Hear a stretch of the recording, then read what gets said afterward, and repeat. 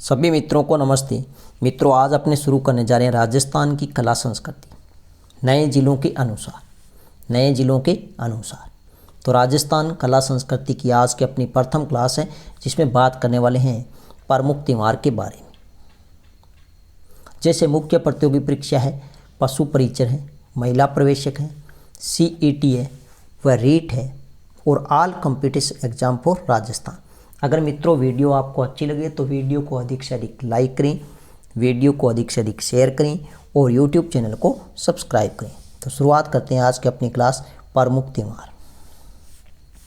देखिए मित्रों, यह त्यौहार जो टॉपिक है बड़ा ही शानदार टॉपिक है, जहाँ से 1 या 2 प्रश्न आपको प्रतियोगी परीक्षा में देखने को मिलेंगे।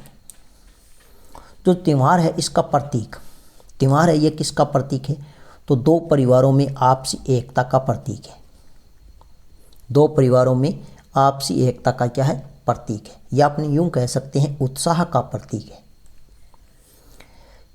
देखिए मित्रों, हिंदी महीनों के अनुसार नव वर्ष की शुरुआत, ये वेरी इंपॉर्टेंट है। परीक्षा में कई बार प्रश्न पूछा गया कि हिंदी महीनों के अनुसार नव वर्ष की शुरुआत, तो ध्यान रखना चैत्र शुक्ल पक्ष की एकम से होती है।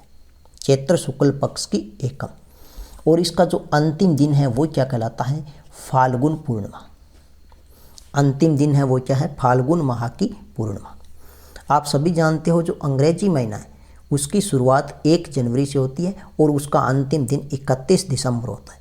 अंग्रेजी जो कैलेंडर है वो ग्रीगोरियन कैलेंडर पर क्या है? आधारित है। तो अंग्रेजी कैलेंडर है वो किस पर आधारित है? ग्रीगोरियन कैलेंडर पर आधारित है। देखिए मित्रों, ये जो हिंदी महीना है, कौन सा महीना? हिंदी महीना, यह 2 पक्षों में विभाजित है। कितने पक्षों में विभाजित है? 2 पक्षों में। इसके कितने पक्ष हैं? 2 पक्ष हैं, 15 दिन का एक और 15 दिन का एक। तो हिंदी महीना यह कुल कितने दिनों का होता है? 30 दिनों का होता है और 2 पक्षों में विभाजित है। प्रथम पक्ष आता है वो कौन सा है? कृष्ण पक्ष। कृष्ण पक्ष एकम से चांद घटना शुरू होता है और इसका अंतिम दिन है वो क्या कहलाता है? अमावस्या कहलाता है। तो कृष्ण पक्ष एकम से चांद घटना शुरू होता है वह इसका अंतिम दिन अमावस्या कहलाता है। जो 15वां दिन है वो क्या कहलाता है? अमावस्या कहलाता है। इसको बदी के नाम से भी जाना जाता है। किस नाम से जाना जाता है? बदी के नाम से भी जाना जाता है। यह आपको ध्यान रखना। इसको अंधेर पंख के नाम से भी जाना जाता है। भगवान श्री कृष्ण थे, उनका रंग भी कैसा था? काला सांवला रंग था, हल्का काला या सांवला रंग था। तो ध्यान रखना, इसको अंधेर पंख के नाम से भी जाना जाता है। नेक्स्ट आता है नंबर 2, शुक्ल पक्ष। शुक्ल पक्ष एकम से चांद बढ़ना शुरू होता है और इसका अंतिम दिन है वो क्या कहलाता है? तो वो पूर्णिमा कहलाता है। क्या कहलाता है? पूर्णिमा है। इसे सूदी के नाम से भी जाना जाता है। किस नाम से जाना जाता है मित्रों? तो ध्यान रखना, सूदी के नाम से जाना जाता है। इसे चांदन पंख के नाम से भी जाना जाता है। तो अंतिम दिन पूर्णिमा है, इसे सूदी के नाम से जाना जाता है या फिर इसे चांदन पंख के नाम से भी जाना जाता है। नेक्स्ट अगर अपने मित्रों बात करें, ये जो हिंदी महीने हैं ये ध्यान रखना 2 संवत है। एक तो शक संवत होता है, दूसरा विक्रम संवत होता है। कुल कितने संवत हैं? 2 संवत। शक संवत है, इसकी शुरुआत या प्रारंभ कुषाण शासक कनिष्क के काल में 78 ईस्वी में हुआ। शक संवत है, इसकी आपसे शुरुआत पूछी जा सकती है, कब हुई थी? तो ध्यान रखना यह सन इंपॉर्टेंट है, 78 ईस्वी। या अपने कैसे चैत्र शुक्ल पक्ष एकम। और कुषाण शासक किसके शासनकाल में? तो कनिष्क के शासनकाल में। यह जो शक संवत है यह मित्रों ध्यान रखना ग्रीगोरियन मतलब अंग्रेजी कैलेंडर, ग्रीगोरियन कैलेंडर या फिर अंग्रेजी कैलेंडर से 78 वर्ष पीछे रहता है। कितने वर्ष पीछे रहता है? 78 वर्ष। और यह ध्यान रखना शक संवत पर आधारित एक राष्ट्रीय पंचांग भारत सरकार ने 22 मार्च 1957 को अपनाया। यह परीक्षा में पूछा जा सकता है कि शक संवत पर आधारित राष्ट्रीय पंचांग भारत सरकार ने कब अपनाया? तो ध्यान रखना 22 मार्च 1957 को अपनाया। यह जो शक संवत है यह कृष्ण पक्ष व शुक्ल पक्ष में विभाजित नहीं होता। यह आपको अच्छे से ध्यान रखना है कि शक संवत है यह कृष्ण पक्ष व शुक्ल पक्ष में विभाजित नहीं होता, जबकि हिंदी महीने है यह दो भागों में विभाजित है, कृष्ण पक्ष और शुक्ल पक्ष। लेकिन शक संवत है यह कृष्ण और शुक्ल पक्ष में विभाजित नहीं है। यह जो शक संवत है यह सूर्य गणना पर आधारित है। किस पर आधारित है? तो सूर्य गणना पर आधारित है, गणना पर आधारित है, सूर्य गणना पर आधारित है। इसमें कुल दिन की अगर हम बात करें तो 365 सही 1/4 दिन होते हैं। एक साल में कितने दिन होंगे? 365 सही 1/4 दिन। अगर आपसे पूछे 2023 के अनुसार शक संवत होगा, 2023 के अनुसार शक संवत होगा, तो ध्यान रखना 2023 माइनस 78 क्यों हुआ? तो 2023 है, ये अपना कौन सा वर्ष है, किस कैलेंडर का है? तो यह ग्रीगेरियन या अंग्रेजी कैलेंडर का। और जो शक संवत है यह ग्रीगेरियन कैलेंडर से कितने वर्ष पीछे है? 78 वर्ष पीछे। तो 2023 माइनस क्या हो जाएगा? 78, 1945। नेक्स्ट है हमारे पास में विक्रम संवत। विक्रम संवत है, इसकी शुरुआत या प्रारंभ बात ध्यान करें तो बात करें तो विक्रमादित्य के द्वारा 57 ईसा पूर्व में हुआ। तो विक्रम संवत है, इसकी शुरुआत विक्रमादित्य के द्वारा 57 ईसा पूर्व में हुआ। यह जो विक्रम संवत है यह ध्यान रखना ग्रीगेरियन कैलेंडर से 57 वर्ष आगे रहता है। जो विक्रम संवत है यह ग्रीगेरियन कैलेंडर से कितने वर्ष आगे रहता है, यह परीक्षा में पूछा जा सकता है। तो ध्यान रखना कितने वर्ष आगे हैं? 57 वर्ष आगे। यह जो विक्रम संवत है यह ध्यान रखना चंद्र गणना पर आधारित है। किस पर आधारित है?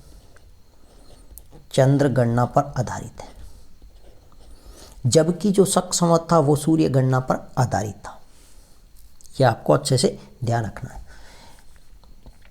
अगर आपसे पूछे 2023 के अनुसार विक्रम संवत होगा तो इसमें अपने क्या करना है? 2023 प्लस करना है, क्योंकि यह 57 वर्ष क्या है? आगे है। तो इसमें क्या करना होगा? प्लस करना होगा। तो ग्रीगेरियन कैलेंडर अंग्रेजी कैलेंडर के अनुसार अगर सन की हम बात करें तो वो है 2023। और अब इससे अपने क्या कर रहे हैं? पूछा जा रहा है विक्रम संवत, तो अपने क्या करना है? 57 प्लस, तो इसका क्या हो जाएगा? 2080। नेक्स्ट अगर अपने बात करें मित्रों तो आपको अच्छे से हिंदी महीने याद होने चाहिए। कौन से महीने? हिंदी महीने।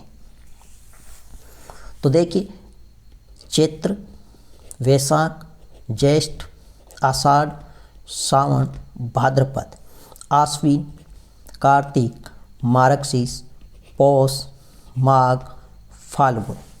तो यह आपको 12 महीने हिंदी के अच्छे से याद होने चाहिए, तभी जाकर आपके प्रमुख त्योहार याद होंगे। तो चैत, वैशाख, जेठ, आषाढ़, सावन, भाद्रपद, आश्विन, कार्तिक, मार्गशीर्ष, पौष, माघ, फागण।